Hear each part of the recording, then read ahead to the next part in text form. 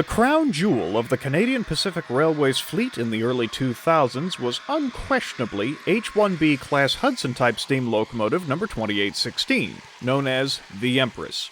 She had been meticulously restored to running condition to serve as a goodwill ambassador for the CPR. After the restoration, 2816 was given a high level of mechanical care befitting her royal title. No matter how well cared for, however, steam locomotives are subject to mechanical problems.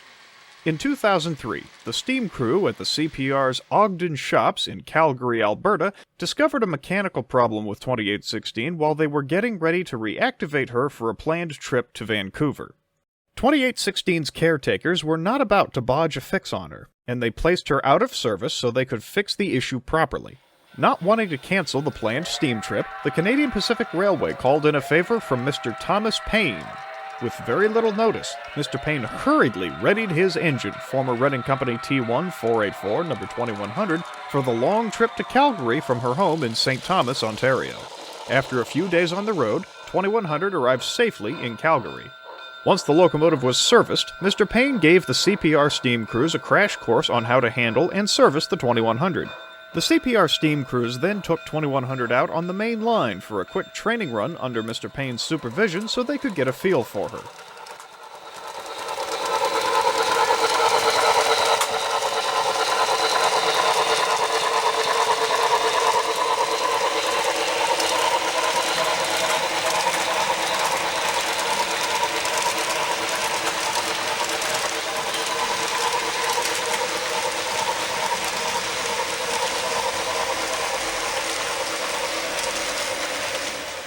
A couple days later, with a Canadian Pacific engineer at the throttle and Mr. Payne watching the fire along with the CPR firemen, 2100 departed Calgary heading westbound for Vancouver, over Kicking Horse and Rogers Passes.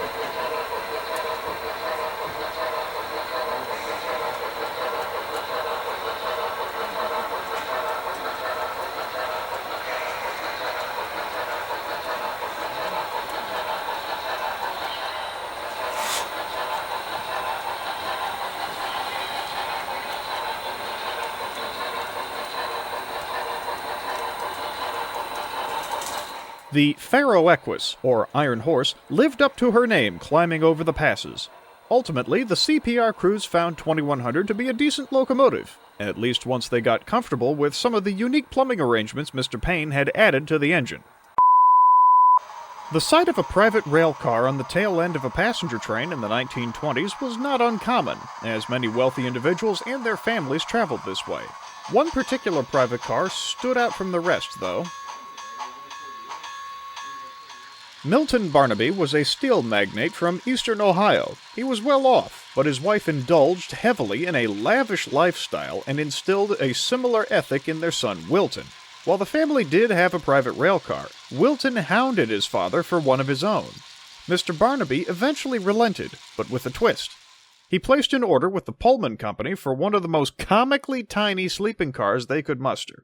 The Pullman Company pieced a car together from scraps they had laying around. Wilton was not impressed with his new private car, but his father insisted he use it instead of the family car. Wilton did travel around in the car for several months before word got around to the railroad offices about a tiny passenger car bobbing along at the end of 70-mile-per-hour passenger trains. Mechanical staff were consulted, and it was determined that the tiny car was a safety hazard, so it was banished from the high iron. The Barnaby family stored the car for a time before placing it up for sale. It was bought at near scrap value and moved to a town in Pennsylvania where it took up residence in a siding and served as an ice cream stand. When the Second World War fully erupted, however, the need for scrap metal became dire. The ice cream stand never saw much success, so the little private car was scrapped for the war effort. Some historians find the car an interesting quirk in the history of the Pullman Company, while many railfans wish the car had survived so it could be restored and run on the back of Amtrak trains. Someone once asked an Amtrak employee if the car could have run with them, which reportedly caused the employee to momentarily choke on his lunch. The American Locomotive Company, or ALCo, produced many iconic diesel locomotives, one of which was the PA passenger engine. What Morrison Knudsen did to a pair of PAs in the 1990s has been called unforgivable by some diehard railfans, however. Morrison Knudsen repatriated an AB set of PAs from Mexico in 1989 with a grand vision to rebuild them into heavy-haul freight engines. CSX Transportation signed on to the project, and MK got to work. A few years later, CSX was testing the locomotives on freight trains. CSX conducted 2 experiments at once. One was road testing the rebuilt PAs. The other was to see if returning empty hoppers to coal mines on fast freights was more efficient. Ultimately, the PAs were found to be difficult to maintain, and no more PAs were rebuilt like this. Some railfans have been heard saying that the PAs would have been better off left in Mexico, but there's no satisfying the peanut gallery.